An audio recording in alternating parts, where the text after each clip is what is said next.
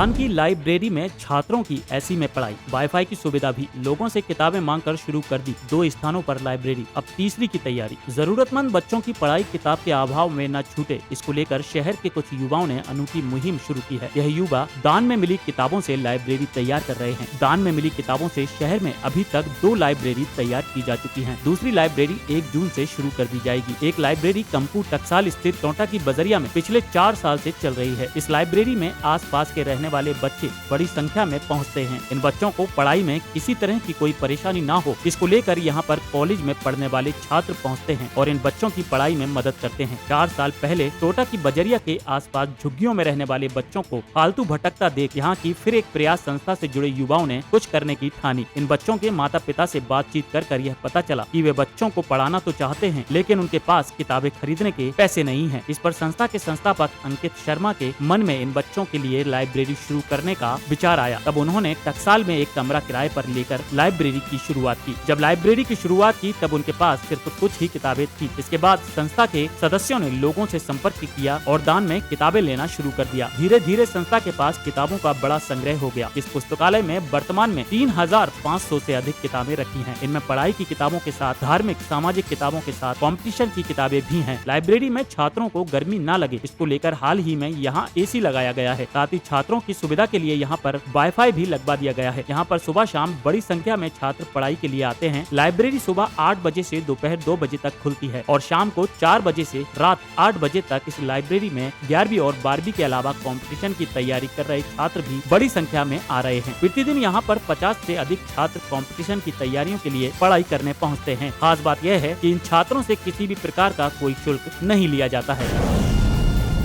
फिर एक प्रयास संस्था द्वारा ये निःशुल्क पुस्तकालय चलाया जा रहा है। ये पुस्तकालय लगभग 5 वर्षों से यहाँ संचालित है। यहाँ जो पुस्तकालय है ये पूर्णतः आधुनिक है। यहाँ एसी से लेकर वाईफाई की सुविधा है।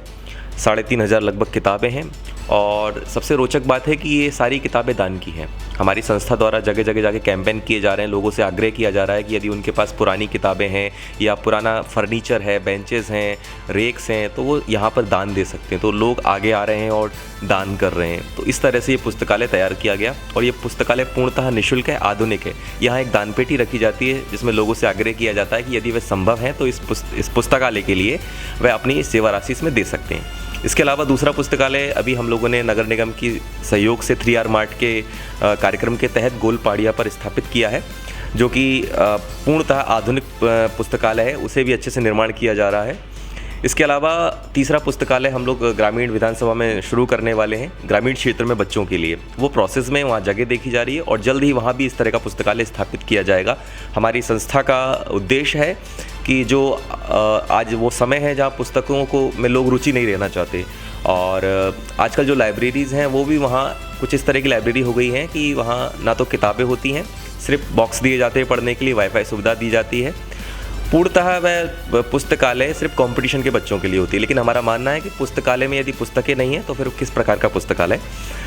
इसी बात को ध्यान में रखते हुए संस्था पुस्तकों के साथ पुस्तकालय खोलना चाहती है, आधुनिक पुस्तकालय। ये हमारा पहला पुस्तकालय। इसके अलावा 2 पुस्तकालय अभी और संचालित किए जा रहे हैं। धन्यवाद। साथ में छात्रों को कोई परेशानी आती है, कुछ उन्हें समझना रहता है, तो आप कुछ टेक्निकल विशेषज्ञों को बुलवाते हैं यहाँ पे, क्या करते हैं उसके लिए? हाँ, ये हमारे प्रोसेस में है कि बहुत से सेमिनार से हम लोग आयोजित कराते हैं। कभी वो ट्रेनिंग प्रोग्राम्स होते हैं, कभी वो लाइफ मैनेजमेंट पे होते हैं या किसी विषय को लेकर होते हैं। तो यहाँ भी वो सेमिनार्स आयोजित किए जाते हैं ताकि बच्चों के अंदर जो नैतिकता का विकास हो सके, उनका लाइफ मैनेजमेंट जिसके गुण हैं वो सीख सकें और जो भी विषय से संबंधित उनको समस्या है उसका समाधान हो सके। तो यहाँ जितने भी स्टूडेंट्स आते हैं, छात्र वगैरह, तो इनसे कोई शुल्क वगैरह लिया जाता है बैठ के पढ़ने का या निःशुल्क रहता है उनके लिए सारा? नहीं, यहाँ पर किसी प्रकार का कोई शुल्क नहीं लिया जाता, लेकिन ये आग्रह किया जाता है कि यहाँ जो दान पेटी है उसमें अपने अनुसार आप डाल दें। यदि संभव है, यदि आप समर्थ हैं तो यहाँ आप अपनी तरफ से कुछ दान डालें। देश, दुनिया और राज्यों की सभी खबरें देखने के लिए जुड़े रहिए आचरण न्यूज से। आचरण न्यूज, हर कदम आपके साथ।